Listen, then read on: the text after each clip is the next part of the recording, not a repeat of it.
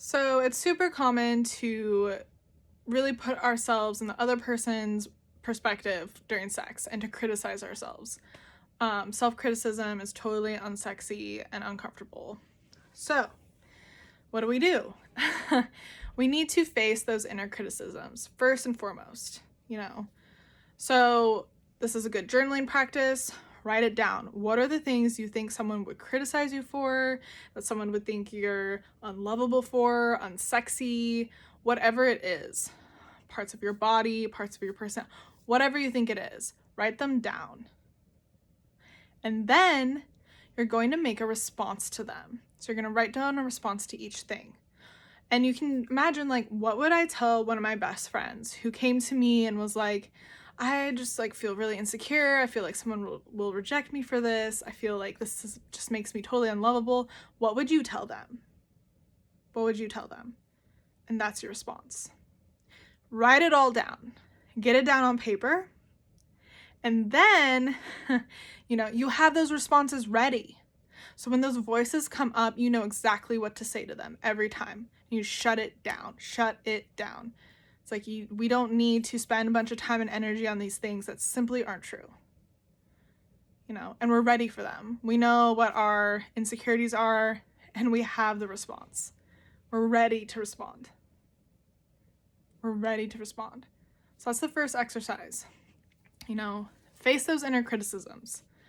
Don't let them jumble around in your head. Write them down. Get your responses ready. Get them ready. Another great practice is to, if they're coming up in the moment or just in a time when you can have a conversation with your partner, just bring some of them up.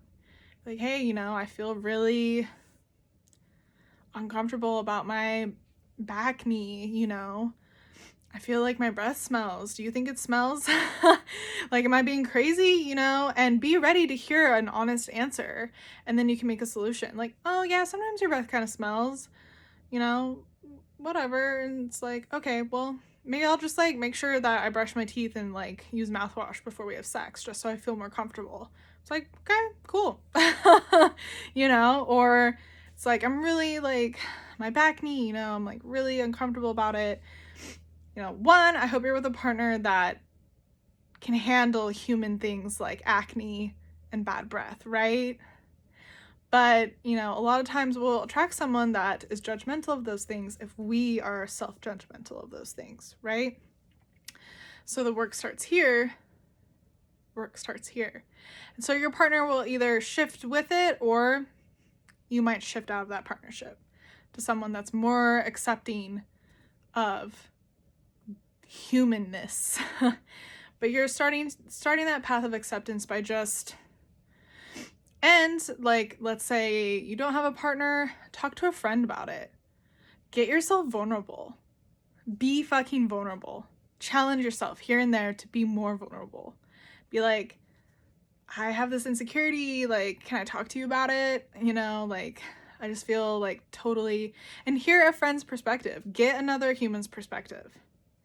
So we're working on this in layers. We start in here, we get our own responses, we can do that. And then things that we feel really stuck on, we can actually talk to our partner about or talk to a friend about, and just be ready to be vulnerable, ready to have an honest conversation. These things create intimacy. They help you build a sense of safety. It's like, I can be vulnerable and I'm still safe. You'll be surprised. So practice that. That's a big deal. That can take up so much energy, so much headspace when we're having sex, is criticizing ourselves or thinking someone else is criticizing us. When, often they're not, or it's not that big of a deal.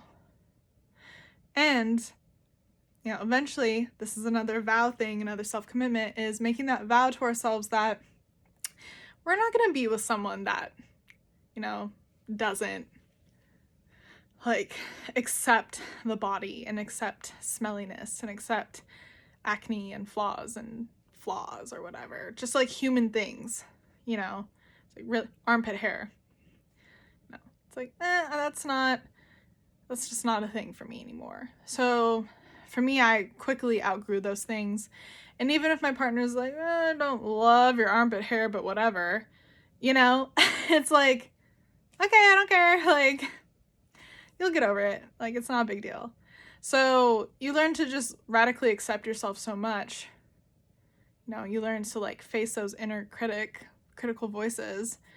And eventually it's just like, I don't reject myself for those things. I fully accept those things, and you can learn to get over it, you know, or bye, you know, you'll know what the situation calls for.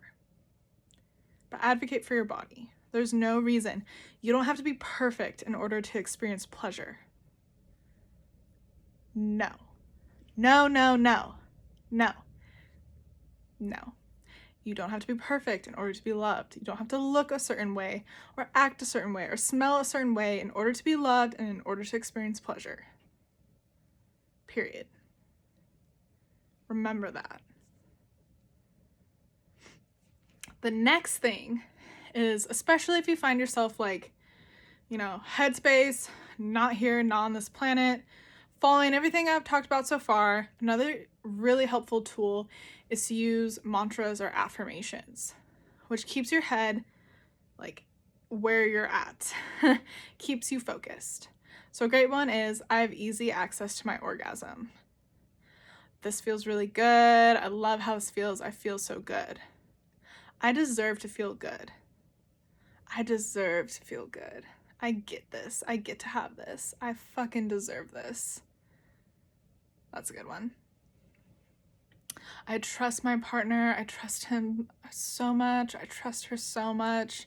I love them so much. Oh, it feels so good to be with them. I trust them so much. Those things. And that can really open up like deeper orgasms, cervical type orgasms, heartgasms, that like trust, that love, those kinds of mantras. I have easy access to my orgasm. It's easy for me to orgasm. This is fun. I'm having fun. I'm enjoying this. This is fun. This is easy. This is fun. This is easy. Orgasm is fun and easy. Feeling good is fun. Feeling good is easy. And you're just repeating these things over and over and over and over. Or you can be thinking like, he thinks I'm so sexy right now. She's so in love with me. She's so obsessed with me. She thinks I'm so attractive. Just flip the script, right? Why not? Because you're already making it up anyways. You don't know what that person's thinking. So might as well make it something that actually feels good and makes you feel good, right? So be mindful of your thoughts and, you know, let yourself have sexy thoughts if that's what you need.